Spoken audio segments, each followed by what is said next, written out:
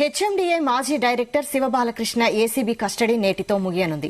ఆదాయానికి మించిన ఆస్తుల కేసులో ఆయనను విచారిస్తోంది ఏసీబీ. తవ్వే కొద్దీ ఎన్నో విషయాలు బయటపడుతున్నాయి.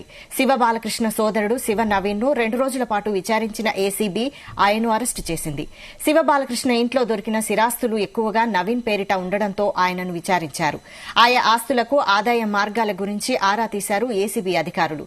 అయితే సంతృప్తికర సమాధానాలు ఇవ్వకపోవడంతో శివబాలకృష్ణను బినామీగా ఉన్నారన్న అనుమానంతో అరెస్టు చేశారు.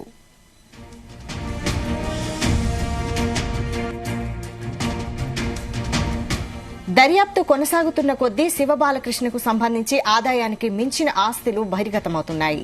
అతడి కుటుంబ సభ్యులు, సన్నిహితుల ఆధీనంలోని వ్యవసాయ భూములు సుమారు 150 ఎకరాలున్నట్లు విశ్వసనీయంగా తెలిసింది. అలాగే 15 వరకు ఖాళీ స్థలాలను గుర్తించినట్లు సమాచారం. వాటిలో ఎన్ని ఆస్తులు సక్రమంగా సమకూర్చుకున్నారనే అంశాన్ని ఏసీబీ అధికారులు కూపీలాగుతున్నారు. శివబాలకృష్ణ విల్లాతో పాటు కార్యాలయాల్లో దొరికిన డాక్యుమెంట్ల ఆధారంగా ఆయా భూములు, ప్లాట్లను ఏసీబీ గుర్తించింది. వీటిలో ఎక్కువగా శివబాలకృష్ణ సోదరుడు శివ నవీన్ దంపతులతో పాటు బంధువు భరత్ కుమార్ పేరిట ఉన్నట్లు వెల్లడైంది.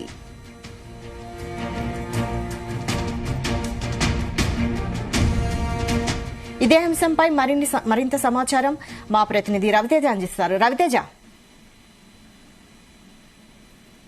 ఏసీబీ అక్రమాస్తుల కేసులో శివబాలకృష్ణ 8 రోజుల కస్టడీ ఈ రోజు ముగియడంతో తిరిగి ఈ రోజు శివబాలకృష్ణను ఏసీబీ న్యాయస్థానం ముందు అధికారులు ప్రవేశపెట్టనున్నారు. ఈ 8 రోజుల పాటు కస్టడీకి సంబంధించి అన్ని వివరాలు కూడా ఇప్పటికే డాక్యుమెంట్ రూపంలో సిద్ధం చేసుకున్నటువంటి అధికారులు జడ్జి ముందు ప్రొడ్యూస్ చేసేటప్పుడు ఈ వివరాలన్నీ కూడా న్యాయమూర్తి ముందు ప్రొడ్యూస్ చేసి ఎలాంటి అవకతవకలకు, అవినీతికి ఏ మార్గం ద్వారా ఈ డబ్బులన్నీ కూడా అక్రమాలు కూడబెట్టాడనే దానిపై కూడా పూర్తి స్థాయిలో 8 రోజుల పాటు విచారణలో అన్ని వివరాలని వెలికి తీశారు.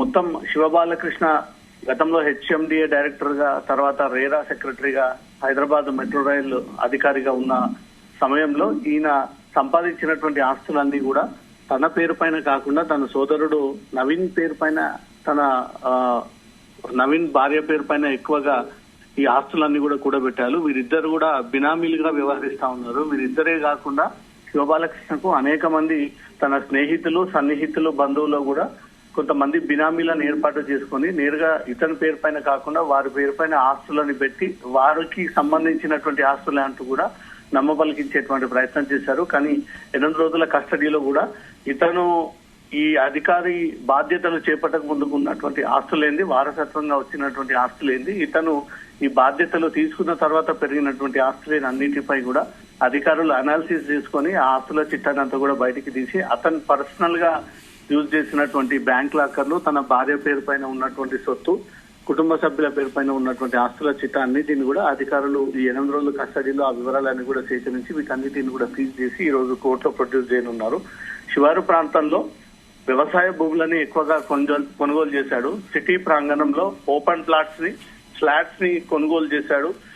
సుమారు ఇతని మార్కెట్ విలువ 400 కోట్లకు పైగా ఆస్తులను కూడబెట్టాడు. ఆదాయానికి మించి ఆస్తులు కలిగి ఉన్నాయంటూ కూడా అతనిపై వివరాలు మోపుతూ ఇప్పటికే అరెస్ట్ చేసి ఈ కస్టడీలో ఈ వాస్తవాలన్నిటిని కూడా అధికారులు అతని నుంచి స్టేట్మెంట్ రూపంలో తీసుకుని అవన్నీ కూడా కోర్టులో ప్రొడ్యూస్ చేయనున్నారు. ఇతనితో పాటు అనేక మంది ప్రభుత్వ అధికారుల హస్తం ఉంది. ఇతను హెచ్ఎండిఏ మాజీ డైరెక్టర్ గా పనిచేసినప్పుడు అతనికి సంబంధించిన ఒక టీం మొత్తం ఏదైతే హైరైజ్ అపార్ట్మెంట్స్ కి సంబంధించి అడ్డగోలుగా అనుమతులను ఇచ్చారని, ఇక్కడ ఏ ఫైల్ ని మూవ్ చేయాలన్నా శివబాలకృష్ణ అడ్డదారి ద్వారా ఆ డబ్బులని తన ఖాతాలోకి వేసుకున్న తర్వాతనే ఆ డబ్బులు ముట్టినటువంటి వెంటనే ఆ ఫైల్స్ అక్కడి నుంచి అప్రూవ్ అయ్యి తిరిగి పనులు ప్రారంభం అయ్యేవనే దానిపై అలిగేషన్ పైన అవన్నీ కూడా అధికారులు ప్రూవ్ చేసి ఈ ఆస్తులకు సంబంధించినటువంటి చిట్టా అంతా కూడా ఏసీబీ మరి కాసేపట్లో కోర్టులో ప్రొడ్యూస్ చేయనుంది. సుమారు 400 కోట్లకు పైగా అక్రమాస్తులని శివబాలకృష్ణ కూడబెట్టాడంటూ మాత్రం అధికారులు ఇన్వెస్టిగేషన్ లో తేల్చి తన ప్రధాన బినామీగా ఉన్నటువంటి తన సోదరుడు నవీన్ ని సైతం 2 రోజుల పాటు విచారించినటువంటి ఏసీబీ అధికారులు అధికారికంగా అరెస్టు చేస్తున్నామంటూ ప్రకటించి అతన్ని కూడా ఈ రోజు కోర్టులో ప్రొడ్యూస్ చేయనున్నారు. వైశాలి, రైట్. అయితే మరి కస్టడీ పొడిగించే అవకాశం ఉందా, లేదా తీర్పు వెల్లడించే అవకాశం ఉందా? కస్టడీ 8 రోజుల పాటు మాత్రమే ఏసీబీ అధికారులు న్యాయస్థానం ముందు కోరడము, 8 రోజుల పాటు కస్టడీకి అనుమతించడము, 8 రోజుల పాటు సుదీర్ఘంగా అనేక వైపుల నుంచి ఉన్నటువంటి అనుమానాలన్నీ కూడా నివృత్తి చేసుకోవడానికి వారి కుటుంబ సభ్యులు ఇచ్చేటువంటి స్టేట్మెంట్ ఏంది, ఇతను మాట్లాడుతున్నటువంటి స్టేట్మెంట్ ఏంది, వీరు ప్రభుత్వ ఉద్యోగం పొందక ముందు వీరు వారసత్వంగా వచ్చినటువంటి ఆస్తులు ఎంత, అప్పుడు ఉన్నటువంటి ప్రాపర్టీస్ విలువ ఎంత, ఇప్పుడు బాధ్యతలు తీసుకున్న తర్వాత ఈ 3 డిపార్ట్మెంట్స్ లో కీలక అధికారిగా వివరించినటువంటి వెంటనే ఈ కోట్లాది రూపాయలుగా ఈ ఆస్తులను ఎలా కూడబెట్టగలిగాడు, ఎవరి ద్వారా ఇతని లంచం పుచ్చుకునేవాడు అనే దానిపై కూడా అధికారులకు సంబంధించినటువంటి పాత్రపై కూడా కొన్ని ఇప్పటికే ఆ వాస్తవాలన్నీ కూడా వెలికి తీశారు. శివబాలకృష్ణ ఇంటిపై ఏసీబీ రైట్స్ జరుగుతున్నటువంటి వెంటనే వారి స్నేహితులు, బంధువులు, సన్నిహితులు, తనతో పనిచేసినటువంటి తోటి వర్కర్స్, ఎంప్లాయీస్ అందరూ కూడా ఆ ఫోన్ స్విచ్ ఆఫ్ పెట్టి అందుబాటులో లేకుండా అక్కడి నుంచి వెళ్లిపోయినట్టు ఏసీబీ అధికారులు అవన్నీ కూడా గుర్తించి ఎవరికి దానికి ప్రధానంగా సహకరించి ఈ అవినీతికి పాల్పడేటట్టు చేసినటువంటి అధికారులు ఎవరైనా దానిపై కూడా దృష్టి పెట్టారు. మళ్ళీ ఇంకొంతమందిని విచారించాల్సి ఉంది ఈ కేసులో. వారిపై కూడా కొన్ని అనుమానాలు ఉన్నాయి. వారి పాత్ర కూడా దీంట్లో ఇన్వాల్వ్ అయి ఉన్నట్టుగా కూడా ఈ 8 రోజుల కస్టడీలో ఏసీబీ అధికారులు గుర్తించినట్టయితే ఖచ్చితంగా మళ్ళీ శివబాలకృష్ణకు సంబంధించినటువంటి కస్టడీ పిటిషన్ దాఖలు చేసి 3 లేదా 4 రోజుల పాటు ఇతనితో పాటు వీళ్ళ బినామీలను సైతం విచారించాల్సి ఉందంటూ మాత్రం కోర్టు దృష్టికి తీసుకెళ్తే, కోర్టు అనుమతిస్తే మాత్రం ఖచ్చితంగా మళ్ళీ శివబాలకృష్ణని కస్టడీకి తీసుకుని విచారించేటువంటి అవకాశం ఉంది. వైశాలి, రైట్. మరి ఇంకా ఇందులో రాజకీయ నేతల హస్తం ఏమైనా ఉన్నట్టు తెలుస్తోందా?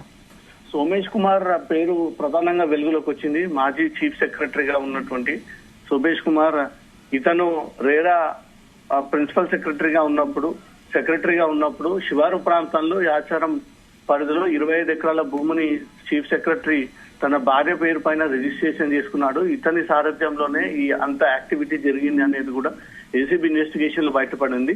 ఈ 8 రోజుల పాటు ఇన్వెస్టిగేషన్ సంబంధించి ఎప్పటికప్పుడు మీడియాకు లీక్ ఇవ్వరు కాబట్టి ఈ రోజు కోర్టులో ప్రొడ్యూస్ చేసిన తర్వాత జడ్జి ఇచ్చేటువంటి నిర్ణయాన్ని బట్టి మీడియాకు సమాచారం వచ్చేటువంటి అవకాశం ఉంది. ఈ విషయంలో సోమేష్ కుమార్ పాత్ర ఏంటి, సోమేష్ కుమార్ ఇతనికి ఉన్నటువంటి సతి సంబంధాలు ఏంటి, ఇద్దరి మధ్యలో ఉన్నటువంటి ట్రాన్సాక్షన్స్ ఏంటి, సోమేష్ కుమార్ పేరు ఎందుకు వెలుగులోకి వచ్చింది, 25 ఎకరాల అంశం బాలకృష్ణ చెప్పడంతో ఏసీబీ అధికారులు సోమేష్ కుమార్ పైన దృష్టి పెట్టి ఆస్తులకు సంబంధించినటువంటి చిట్టా అంతా లాగేటువంటి ప్రయత్నం చేస్తా ఉన్నారు అనే దానిపై ఈ రోజు ఆ వాస్తవాలన్నీ కూడా వెలుగులోకి వచ్చేటువంటి అవకాశం ఉంది.